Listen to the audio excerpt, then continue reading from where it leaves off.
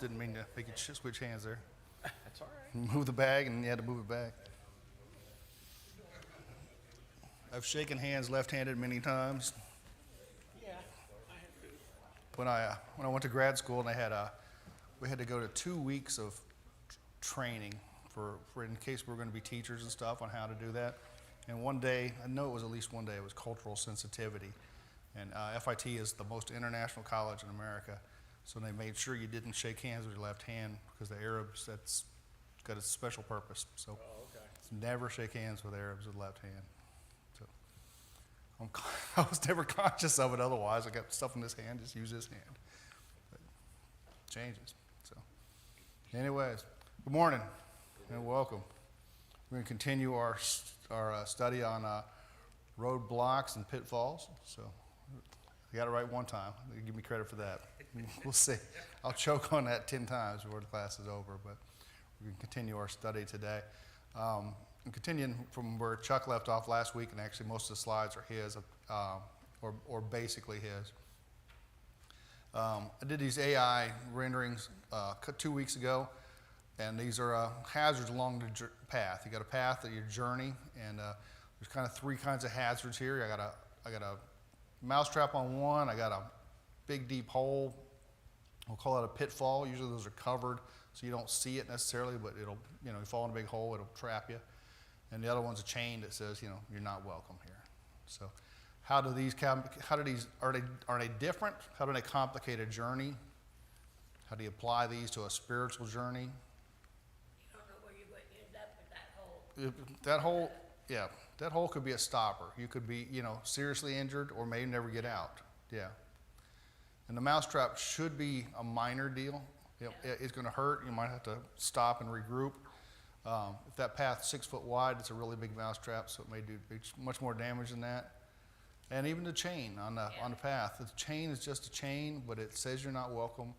And I've seen places, like I've said before, when I went out to, like on the... When you go through the chain thing, and if you get caught, you can either get fined or go to jail. Fined, go to jail. Yeah, don't fish beyond that point. You don't want to do that. Especially if it's federal property.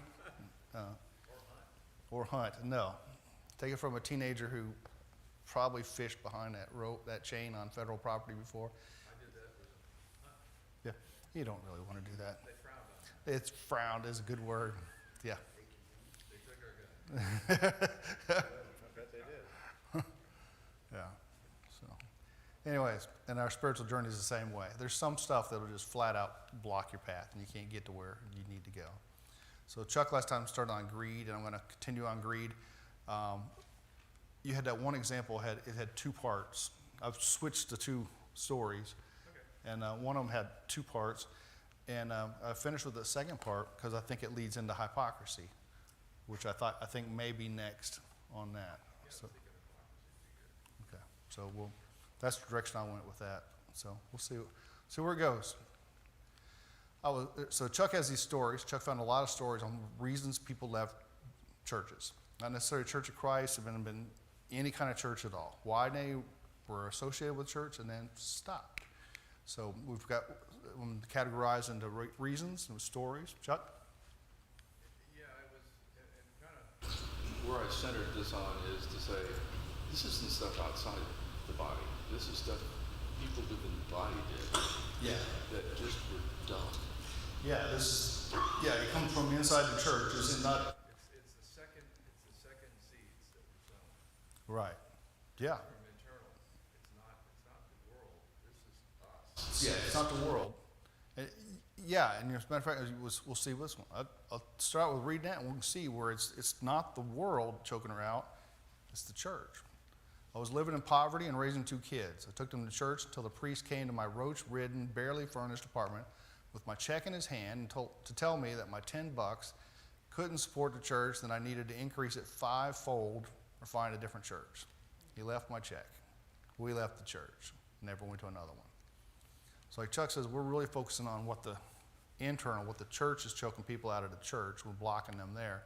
So, you see this aspect as a guy goes to him or says, money ain't enough. The world could have choked her out just from the poverty in the roach-ridden apartment. The world's got enough going on to choke people out, but we're really looking at internal. What's going on? So what hazard did this person encounter? What's the first hazard this person encountered on their journey?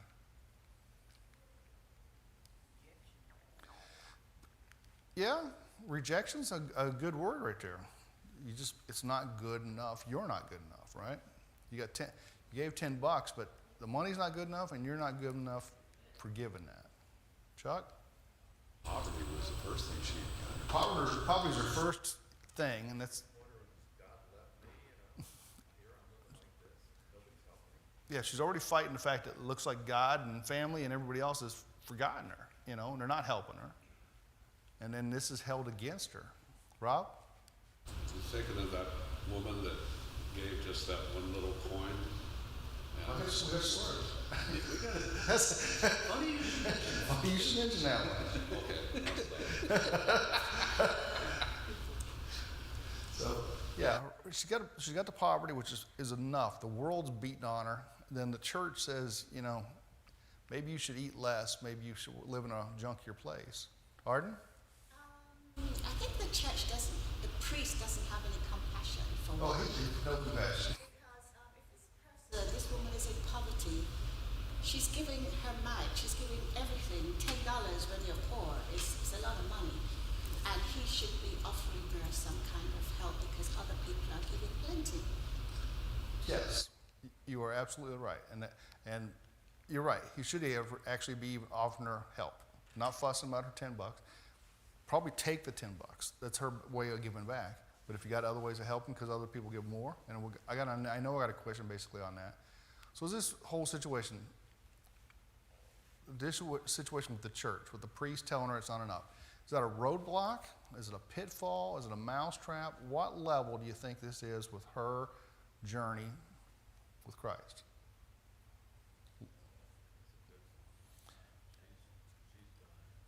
Yeah, it's at least a pitfall. I mean, she's hurt bad, and you can actually see with her response, she ain't going back. She's done. She's hit a roadblock entirely. It started out as probably a pitfall. She gets hurt. She's like, no, I'm just done. Rob? I think you're right about the pitfall or the roadblock, but also it's a blessing in a way, because leading that type of a congregation was the best thing she ever did. I've been involved with congregations that did things that were not right, and the best thing that they did was to leave that congregation, because you get into a situation where, I mean, look at this. The bar can be raised next time. Instead of fivefold, it's tenfold. Yeah, leaving could be a good thing if she went on. She went somewhere. But if she just stopped, it's not good. Brent? It's a little bit off, but the priest doesn't realize what God can do with $10. Yeah. Yeah, the priest doesn't realize what God can do with $10. I think it's the guys from the Eastern European Mission. They typically ask for small donations from people. If we can put this to work in Eastern Europe, $1 or $2 at a time. So you're right. Was it Sally Struthers that used to do that with the? When she'd give the sob story about the pets? Was it pets, right, or animals that are abused, or who knows? We saw the commercials enough times. What you can do for a cup of coffee, but you can make a difference. That kind of thing. Matter of fact, we hired a new youth minister for exactly $10 a month. He's like, I hope not. I hope not. Hey, Nick, next time you do something, talk to me. Negotiate for you. But yeah, this you can do a lot with, and it is. It's an individual thing. How do this be handled different? And Arden said it like that. There's a way to even help her. You see it. If you walk in, you can see the roaches. You can see the two kids. You can see the poverty. He could have helped to find someplace else that wasn't. Somewhere, somehow, hey, if $10 is what you got, we know this is. What can we do to help you? Can we bring you food from the pantry? Can we, how about a bus ticket so you don't have to pay gas? If we pick up the bus ticket or something, I don't know. But there's. Around the congregation, I know we have stuff going over there that Yeah. she could other furniture that people will have abundance of. I'm sure she doesn't have a car that's in great shape either. A lot of possibilities there. So it could be handled. You could turn this roadblock into a blessing. Risk versus opportunity. Aerospace industry is big on this kind of thing, and this is part of the AS 9100 standard. You have to assess your business as your risks versus your opportunities. What? I've been through the ringer on that stuff.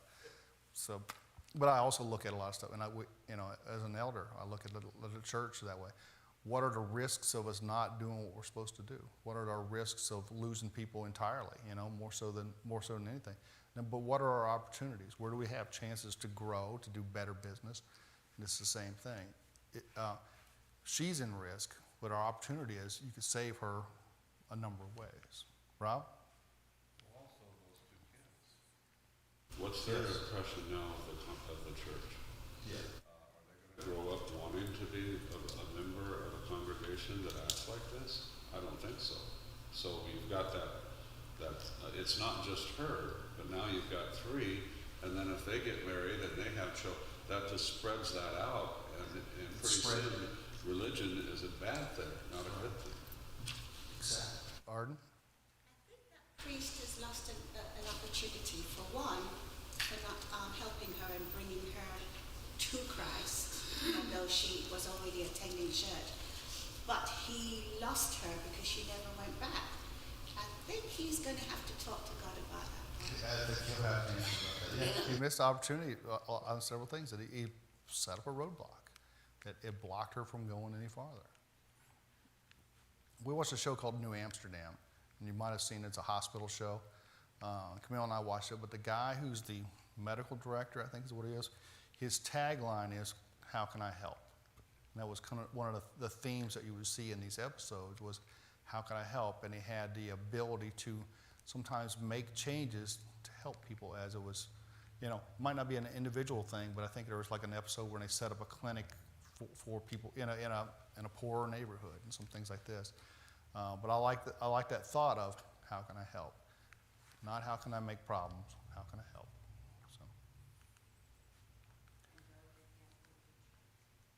So. What's that? Yeah, they canceled good. Yeah, they always cancel the good shows. You get involved, and that's the nice thing with streaming. It's like we can watch one episode a night after we get home, and yeah, they just done. Move on to the next one. It's TV, but yeah, I like that premise on it. All right, Mark 12, 41 through 44. Rob alluded to this one earlier.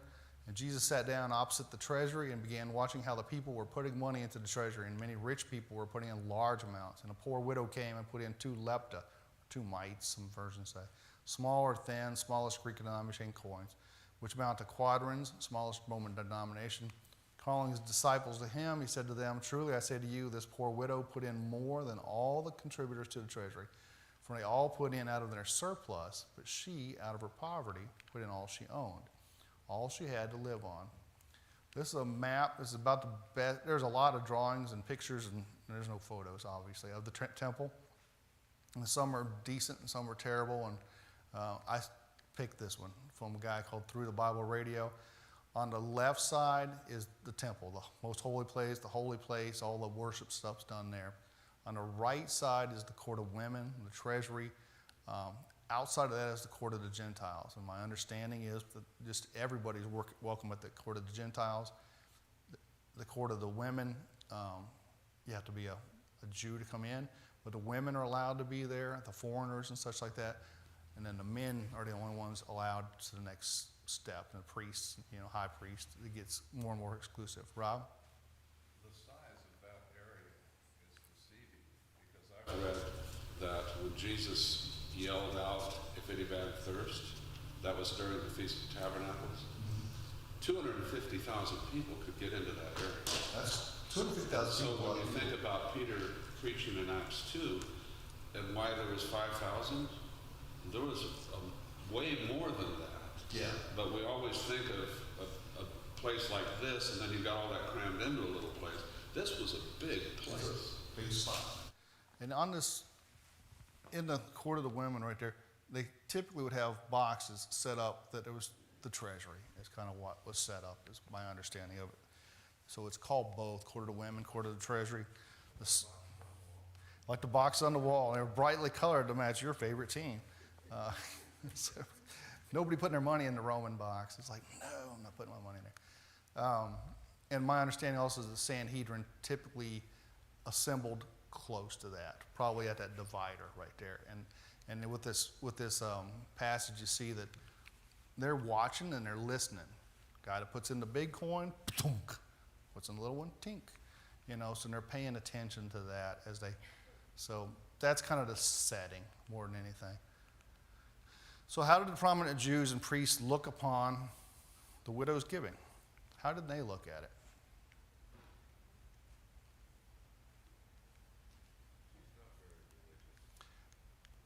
Yeah, she's not religious. She doesn't love God as much as, she's not as righteous as the rest of us. You just put in that. She's there because she did something wrong. They don't really say anything, to be honest, but they're judging her. Jesus responds that he sees that they're judging her. So yeah, there's a judgment sitting there. Maybe why they're sitting there at that time, We're not going to stand next to the boxes and judge people's checks. Here, hand it to me and I'll put it in. We're not going to do that. So just by the way, we're not going to do that. Same reason we don't keep track of who gives what. You give $250, IRS asks us to record that. But other than that, we're not checking that. What did they use to determine the value of her giving? And that's worldly thing, the amount of money. They judged her faith basically on the amount she gave, is really what was going on. How did Jesus look upon her giving? How is it different? How did he look at it?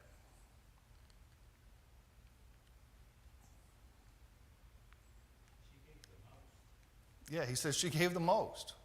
Her mite, her tiny coin, her $10, when we go back to our story. Rob? I think his divine ability to perceive someone, like the woman at the well, she didn't realize that he knew she was married 5 times and was living with a man the 6th time. He saw that. He sees this woman who's poor, obviously poor. She puts in this little amount, and from her, that was huge. If Bill Gates, gets all these accolades for being such a great giver, he's not even given 10% of his wealth. He has the ability to give much more, but because it looks like a whole bunch, wow, he's really hurting himself. Yeah. To give to the Lord, he requires you to give till it actually hurts. Sacrificial. And so, I think that, he saw that, and I think a lot about the person that was, think about this for a second, that, anyway, he sees the real thing, not just this fancy person dressed in fine robes and everything. He sees her heart. It's not a show.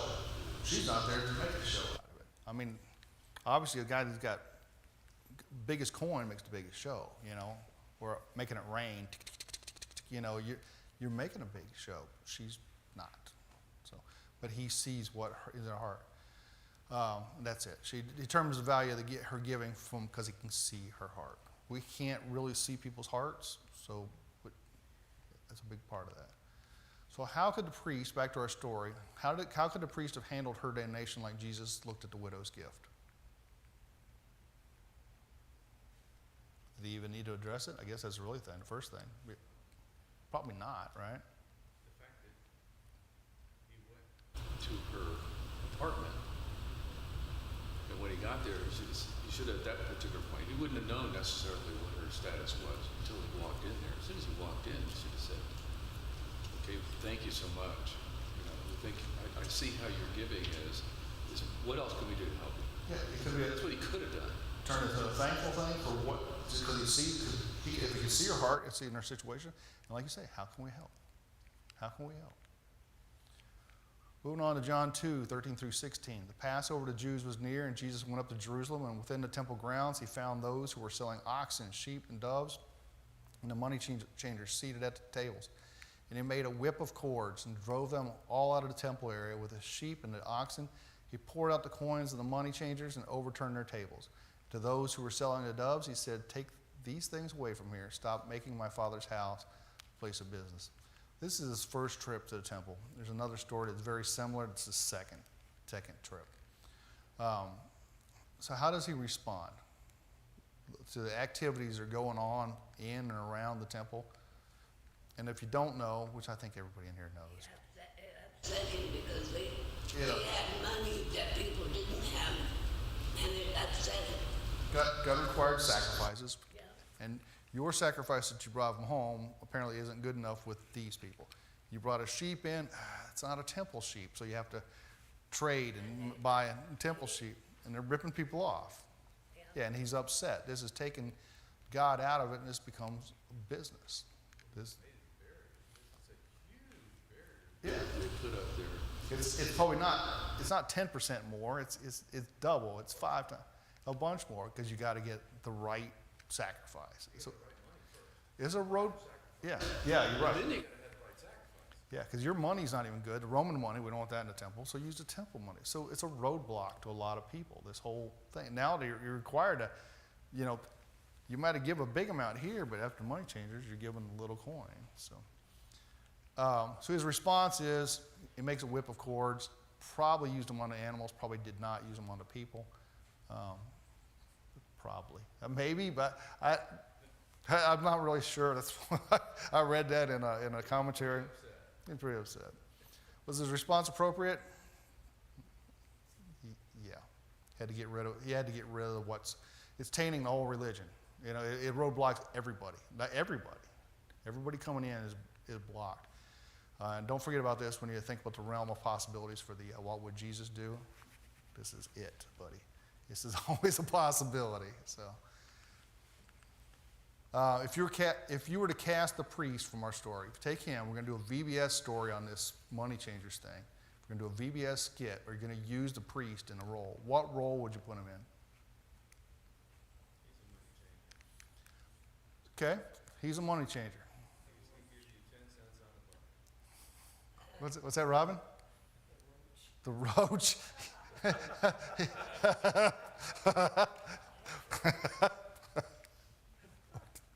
Rob? One of the amazing things is during the time that Jesus was living there, the Sanhedrin was operating not as the descendants of Aaron. They had a high priest there that wasn't even of the lineage of Aaron. And they were in charge of the temple.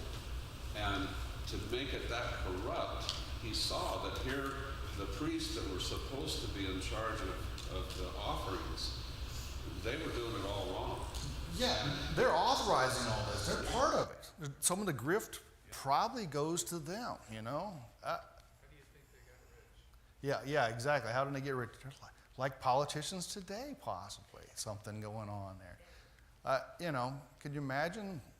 I don't know. Maybe if we had our own money here and somebody changed it outside, or you had to buy your own cracker and grape juice here or something. We're not going to do that. But Rob? I don't want to get off subject too much, but it's funny. For 2,000 years now, the Jews have not been able to offer the Day of Atonement sacrifice. Mm-hmm. Yeah. I mean, They can't. they can't. Yeah, they can't do And the you think sacrifice. about it, they rejected, and that was the biggest problem the Jews had, not with, exercising in the nude like maybe the Greeks did, but they rejected the Messiah, the Son of God. And he came into that temple and he saw what they were doing. This is wrong. Yeah. Righteous indignation. Matthew 21, and Jesus entered the temple area and drove out all those who were selling and buying on the temple grounds, and he overturned the tables of the money changers and the seats of those who were selling doves. And he said to them, "It is written, my house will be called a house of prayer, but you are making it a den of robbers." This is his second time. Similar thing, but he handles it a little bit different. He turns over the tables. He tells them, this is what the church is, not the church. This is what the temple is. It's a house of prayer.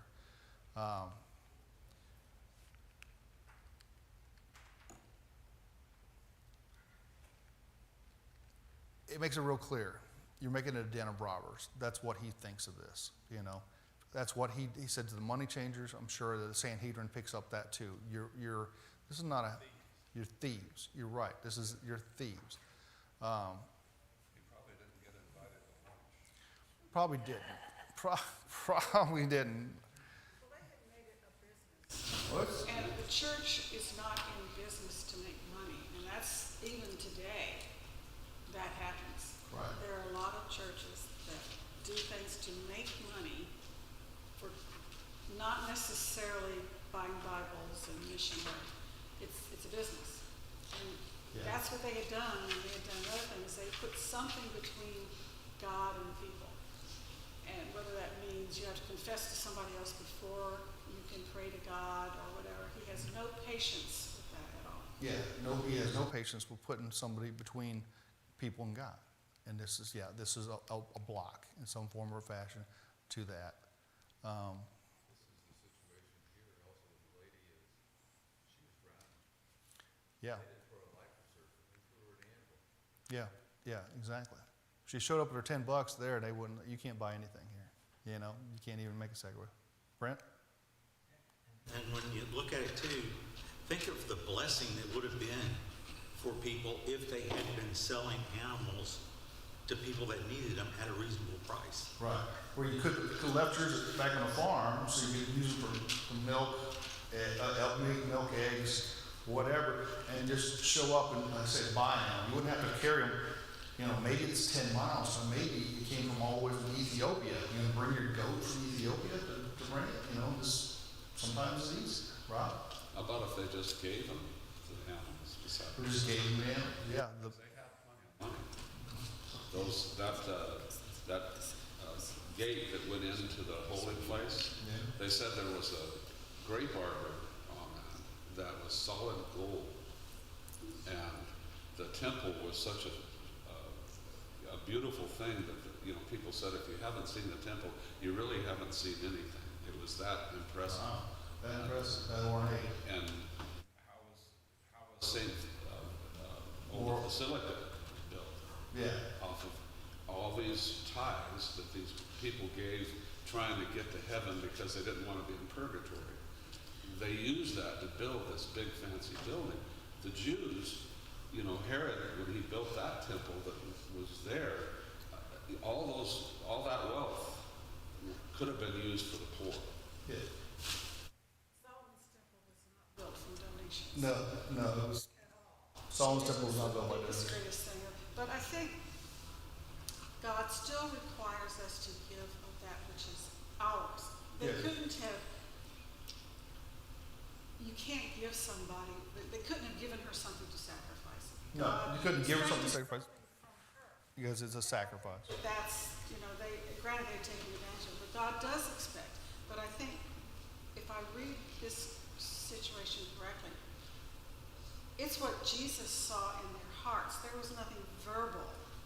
I mean, they were there, and they probably may have, it doesn't say that, but Jesus knew in their hearts that they were judging that woman. And she felt that way because probably the attitude. But there's no reference that I know where they said to her, keep your money, it's not worth No. going in. Done like that, but he sees their hearts. He sees the judgment. And it's not the first time. She's right about that sacrifice coming from the individual, not from somebody giving you something. But at the same time, if you have something that you could give to somebody that would relieve their burden, I think that's required also. Well, I think that's good, but I just feel like, worship, it's like some people may not have money, but they have time, or they have talents. Time, talent, money. Right, because some people say, I don't have any money, I can't give anything, so, but they do have something they can give, and maybe it's our responsibility to encourage them to find that, because you do feel better. And God knows that. When you Right. give to Him from your heart, you feel better towards Him. I agree. You give from your heart, you feel better. So the woman's response to the priest, she kept her check and left the church. Is it appropriate? I think Jesus right here with the money changers, this isn't the church, this isn't the house of God, this isn't the house of prayer. And I think basically her response is the same thing. She didn't keep looking. It's on her. It's very typical, yeah. It's a roadblock. It's not just a trap. And I can't say it's really on her. It's hard to get it past that. All right, one more story. Had several people in my hometown leave a particular church for a couple of reasons. First was a couple had been told to donate their entire 401k to the church because of the verse about laying up treasures in heaven, not on earth. So this is the first rationale. So people in the church were leaving because a couple was told you have to donate your entire 401k to the church. This usually smells like a cult if you hear something like this. Be honest with you. So what's their first hazard? That's the hazard they encountered right there. That They had to give their 401ks and just let them church. yeah. This is a roadblock, a pitfall, a mousetrap. Does it hurt them a little? Hurt them a lot? Does it totally stop them from ever doing anything else? This is they left. So, if they asked for your entire retirement to be given to the church, how would you feel about it yourself? It's probably too much. What's the goal of the 401k or an IRA? Andrew's an accountant. What's the goal of one of those? What's the goal of a 401k or an IRA? Grow funds, grow money. Grow money for what? Retirement. Yeah. When you get to the age where you can't work like you used to, or even when your body just gives out, right? That's the goal. Take care of yourself.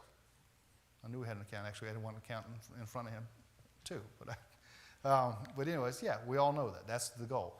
When you get to that age, you get to the point where you can't stand up all day, that money will take care of yourself. At least you're taking care of yourself. How do you think Jesus would look upon somebody accumulating money, wealth, or property to take care of themselves after retirement or facing life changes, health is? How would Jesus look at a 401k or an IRA? Good, bad? I would think favorably. I know, I think it's Second Thessalonians. Basically, at 1 Thessalonians, Paul says, Jesus is coming, he's coming soon. The people give up and they sit down and they wait on him. In 2 Thessalonians, he tells them, those who don't work don't eat. So, I think it's the same kind of thing here. You are responsible for taking care of yourself. So, I think he would look favorably on storing it up to take care of yourself. Every penny, that's a different story.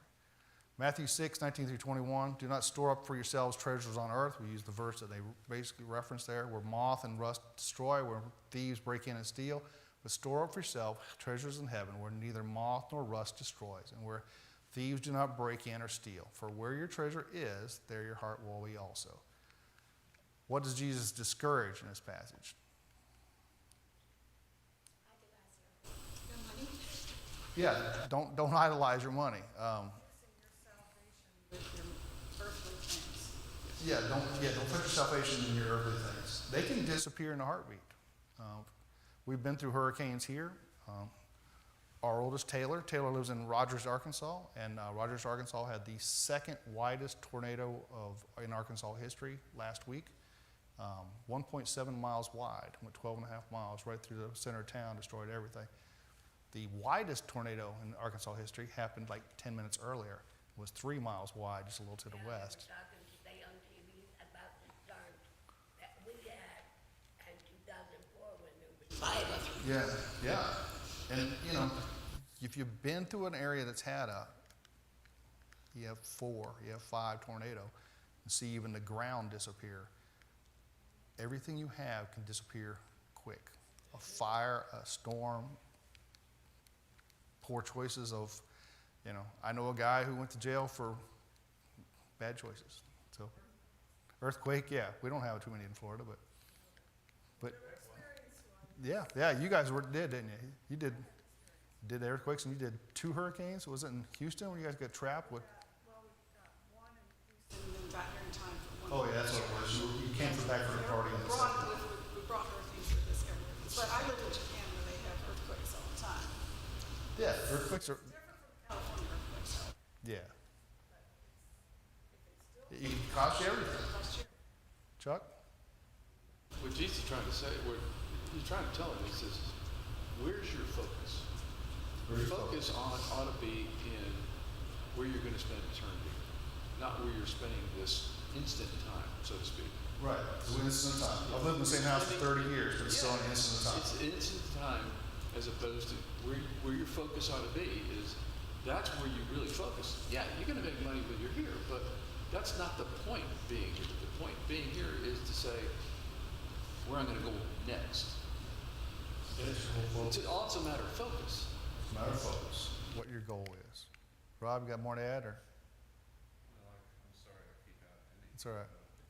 Sometimes you look at what you have and you put so much emphasis on that. Like when the grandkids come over, you got to put everything up where they won't knock anything over and break. Sure. If you got something You, to put up.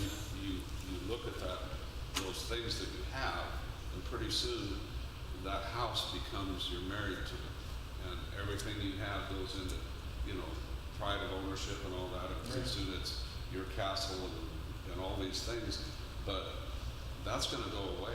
And if you were able to come back to your old neighborhood, maybe when where you lived when you were first married 50 years ago, your house may even be gone. Somebody may have bulldozed and put up a bigger one. So it's not where you need to have your car. Put it in things that don't disappear. You think this addresses the provision of the retirement or a rainy day thing? You still got to provide for yourself, but how can and do retirees use an abundance to help the church today?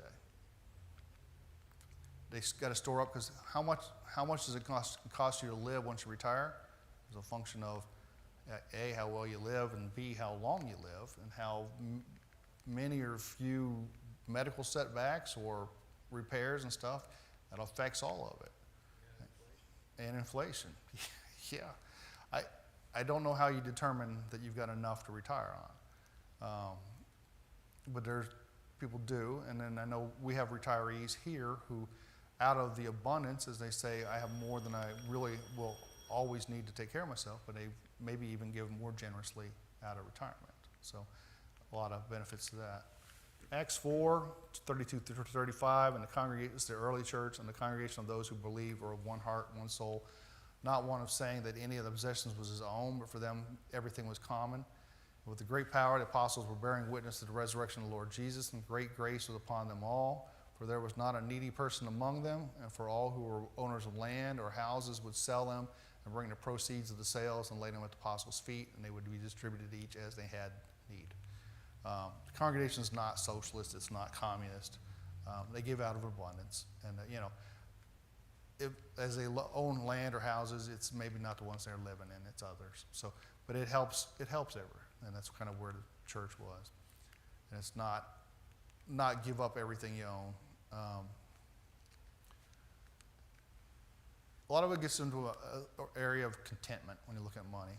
Who was not content that caused someone to leave? And it's with this 401k type thing. The church, or the priest, or who, anyways, the church was telling them they needed to give all their money to the church. They weren't content with what was being given, and that caused people to leave. And I get to contentment because 1 Timothy 6 through 10, but godliness actually is a means of great gain when accompanied by contentment. For we have brought nothing into this world, so we cannot take anything out of it either. If we have food and covering, with these we shall be content. But those who want to get rich fall into temptation and trap, and many foolish and harmful desires which plunge people into ruin and destruction. For the love of money is a root of all sorts of evil. That's really what we're trying to get to. Highlighted verse is often misquoted. You've probably heard it misquoted of, money is the root of all evil. Money is evil. Yeah, no, it's the love of money. Yeah. It's not money, it's that love of money is a root of all kinds of evil. So,